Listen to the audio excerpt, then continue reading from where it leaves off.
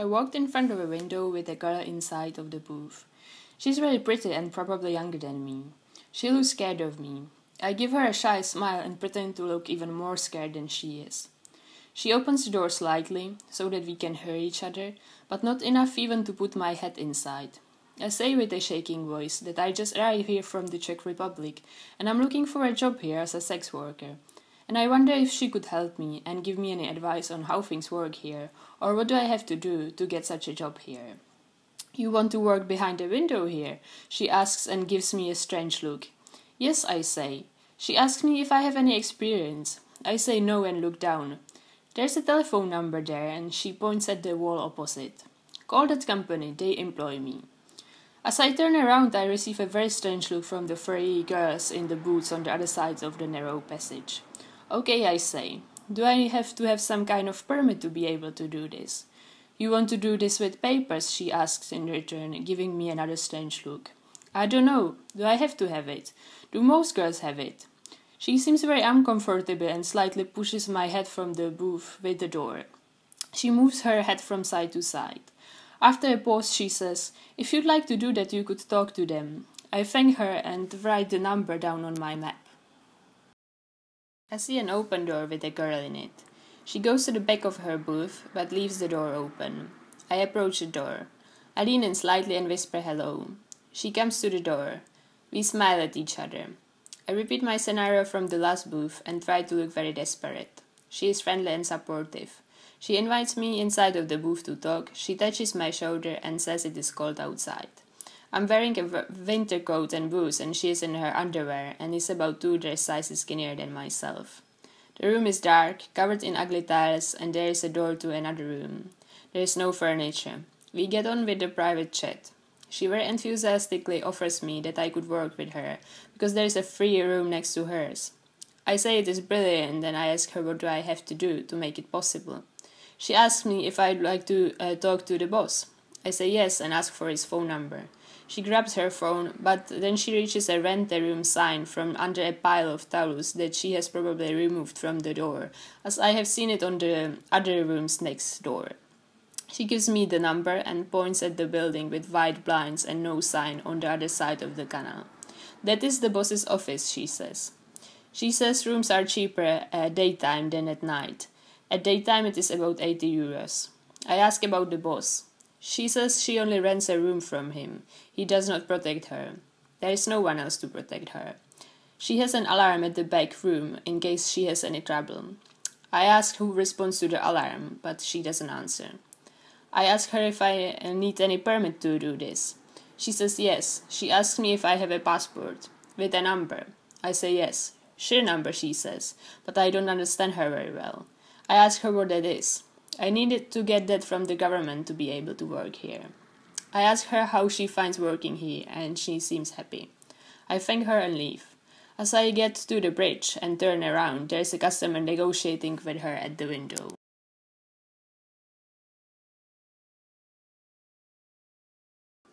I start walking my perimeter. I approach one of the booths occupied by a lady.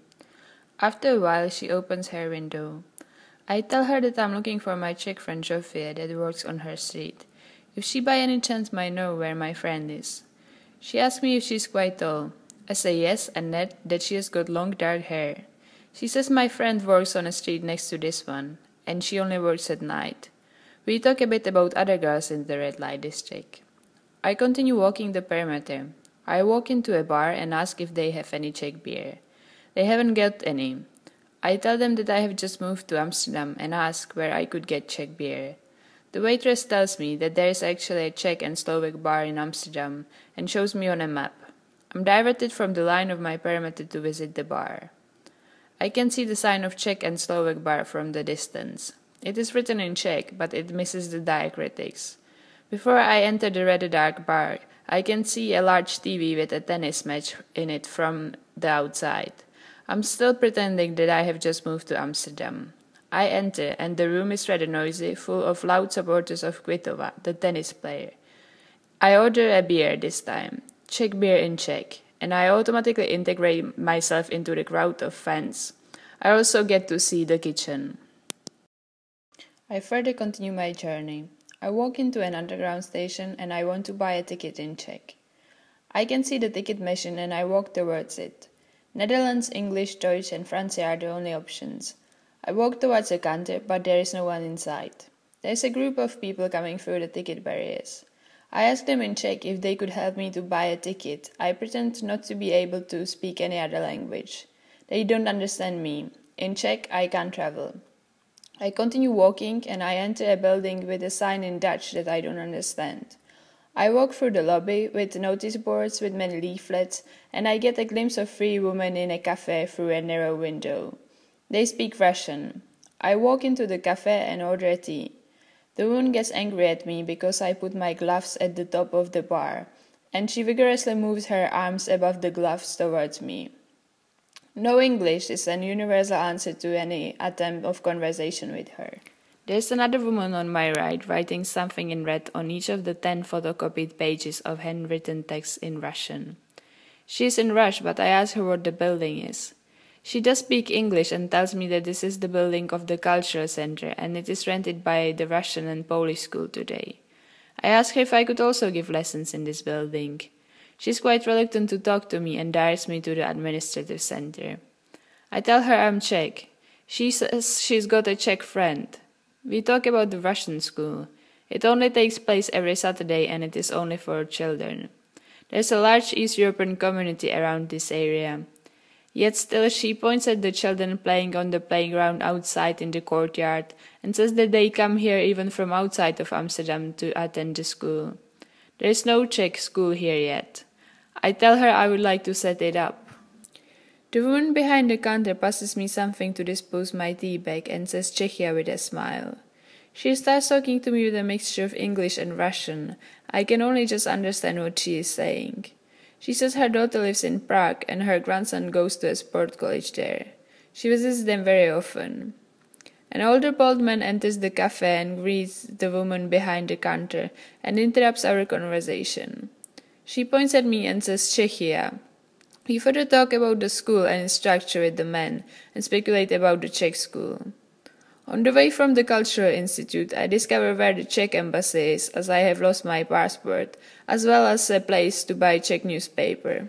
As I walk down Oderva Street, I ring a doorbell of Hansunen and ask an elderly lady if she knows my friend Joffé, who supposedly lives in this building. She doesn't know her. I look at all doorbells and car number plates in the street.